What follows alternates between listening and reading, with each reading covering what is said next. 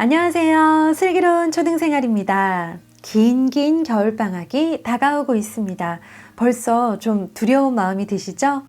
방학 동안 시간이 많아진 아이와 지내다 보면 어쩔 수 없이 대화 끝에 큰 소리가 나고 마음이 상하게 될 텐데요. 우리 슬초 가족분들을 위해 아슬아슬하지만 끝내 성공하는 대화의 기술을 소개해 드리려 합니다. 대화에는 기술이 필요하다. 그런데 필요성을 인지하고 절감하면서도 잘 안 되는 이유는 뭘까? 사랑이 부족해서가 아니다. 대화가 매일의 일상 속에서 이루어지다 보니 피곤하고 힘든 상태에서 평소 습관대로 말이 툭툭 나와버리기 때문이다. 하지만 그건 부모 사정일 뿐 아이는 그런 사정을 봐주지 않는다. 그러다 보니 부모 입장에서는 별것 아닌 말인데 아이가 과잉 반응한다고 느낄 때가 많다. 사춘기 아이와 대화할 때 부모가 가장 어렵게 느끼는 점이 뭘까? 아이가 사소한 일에도 예민하게 군다는 것이다. 사춘기 특성상 거절에 대한 두려움, 자기 과시욕, 정체성 혼란 등이 섞여 있는 가운데 상대가 자신을 무시하거나 부정적으로 본다 싶으면 굉장히 상처를 잘 받는다. 저울로 따지면 사춘기 아이들은 푸주간에서 고기를 재는 대형 저울이 아니라 실험실에서 시료를 계량하는 마이크로 저울이다. 사춘기 부모에게도 이런 저울을 사용해 실험을 하는 듯한 섬세함이 필요하다. 그런데 염두에 둬야 할 것이 있다. 그런 섬세함을 대놓고 드러내면 자칫 아이가 불안해할 수 있으니 겉으로는 여유 있는 척하면서 속으로 섬세하게 신경 써야 한다. 연습하고 싶은데 막막하다면 지금 당장 간단한 것 몇 가지부터 시작해보자. 첫째, 말의 강도를 조절하는 것이다. 강도 조절을 위해서는 어두와 어미를 조절해 볼 수 있다. 숙제해 라는 지시형 어미는 강요하는 느낌을 주어 반감을 일으킬 수 있으니 숙제하자, 숙제해 볼래? 숙제하지 않을래? 숙제하는 건 어때? 처럼 낮은 강도의 어미를 활용하자. 또 문장 앞에 꼭, 반드시, 절대 대신 혹시, 어쩌면 같은 단어를 붙여 혹시 늦지 않을까? 어쩌면 늦을지도 몰라 등으로 쓸 수 있다. 또 사용하는 단어의 강도를 조절하는 방법이 있다. 화난다, 짜증난다, 열받는다 보다는 마음이 불편하다, 속상하다 이것이 더 부드럽게 들린다. 강한 단어를 쓰면 상대를 비난하는 느낌을 줄 수 있다. 너 왕따야? 보다는 아이들과 어울리기 힘드니? 혹은 친구들과 서먹서먹해 보이네? 처럼 표현해보자. 특히 관계가 좋지 않거나 갈등 상황에서는 약한 강도의 말을 쓰며 더욱 조심해야 한다. 둘째, 말의 빈도 조절이다. 쉽게 말해 너무 자주 많이 말하지 말라는 것이다. 아이만 보면 마음이 급해져 꼭 한마디씩 붙이게 된다는 부모가 많다. 그러나 뭐든 과하면 효과가 떨어지고 도리어 악영향을 줄 수도 있다. 공부하다가 답답하기도 하고 목도 말라서 물 마시러 나왔는데 공부 안 하냐고 잔소리하면 기분이 좋을 리 없다. 불쾌해진 상태에서 책상 앞에 앉으면 더 집중하기 어려울 것이다. 아이에게 부정적인 말을 아예 안 할 수는 없다. 공부 안 하고 왔다 갔다 하는 아이를 그냥 두고만 볼 수도 없다. 하지만 벌도 벌침을 아껴뒀다 아주 위급할 때만 쓰듯이 말도 아끼고 아꼈다가 정말 필요할 때 제대로 써야 촌철살인이 될 수 있다. 마지막 방법은 목소리 톤 조절이다. 어깨와 목에 힘을 빼고 이야기하면 같은 말도 더 부드럽게 들린다. 반면 어깨와 목에 힘을 주면 경직되고 권위적으로 들린다. 자신의 목소리 톤이 어떤지 살펴보자.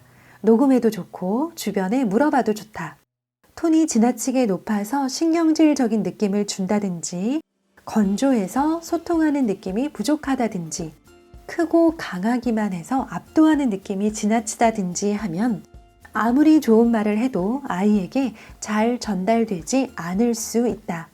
이럴 때는 목소리 톤부터 조절하자. 어쩌면 가장 쉬운 방법인데 막상 해보면 쉽지 않다. 그래서 평소에 꾸준히 연습해야 한다.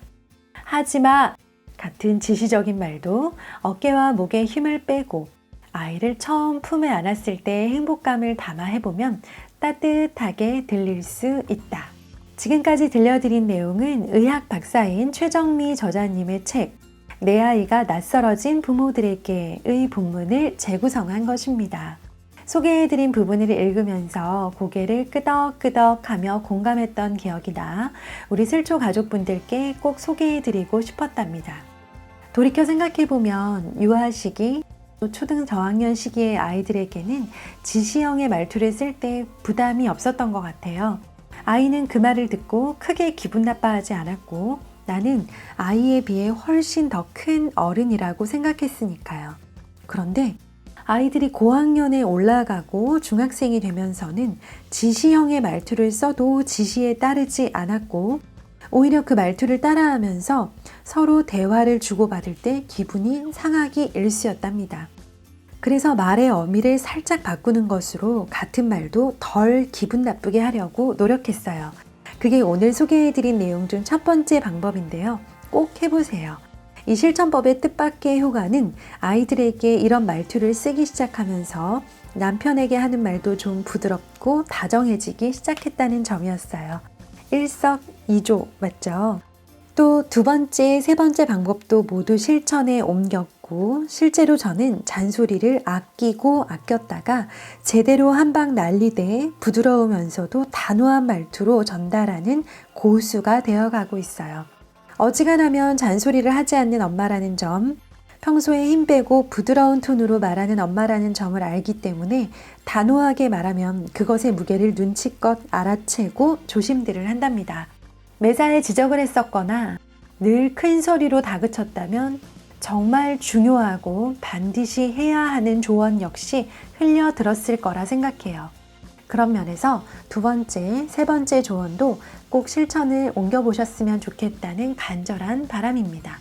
목소리 톤을 조절하는 것과 더불어 함께 시도하셨으면 하는 것은 억지로라도 웃는 표정 짓기랍니다.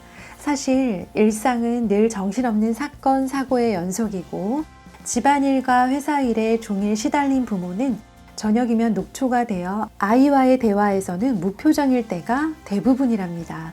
아이가 훗날 어른이 되어서 본인의 성장기를 돌이켜볼 때 억지로라도 웃음을 지어 보여줬던 부모의 얼굴을 떠올렸으면 좋겠습니다.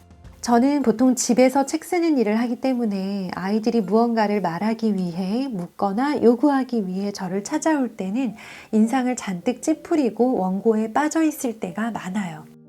그런 줄도 모르고 나름 성의껏 대답해준다고 생각했는데 어느 날 저희 둘째가 제 표정을 흉내내면서 그런 표정을 짓지 않았으면 좋겠다고 하더군요. 한 대 맞은 듯한 충격이었습니다. 부드럽게 대화하기 위한 노력을 그렇게 열심히 했으면서도 표정에 관해서는 저 자신도 몰랐었거든요. 그래서 오늘은 우리 슬초 가족분들께 해피 미션을 드리고 싶습니다. 오늘 알려드린 대화의 기술 3가지를 실천해 주시고요. 더불어 아이들과 대화할 때 의식적으로, 가식적으로라도 입꼬리를 올린 표정을 지어보세요. 그런 부모와 대화하는 아이의 표정과 기분이 달라진다는 걸 바로 느낄 수 있으실 거예요. 조금 더 노련하고 단단한 부모 역할을 하기 위해 애쓰시는 우리 슬초 가족분 모두를 진심으로 응원하겠습니다. 감사합니다.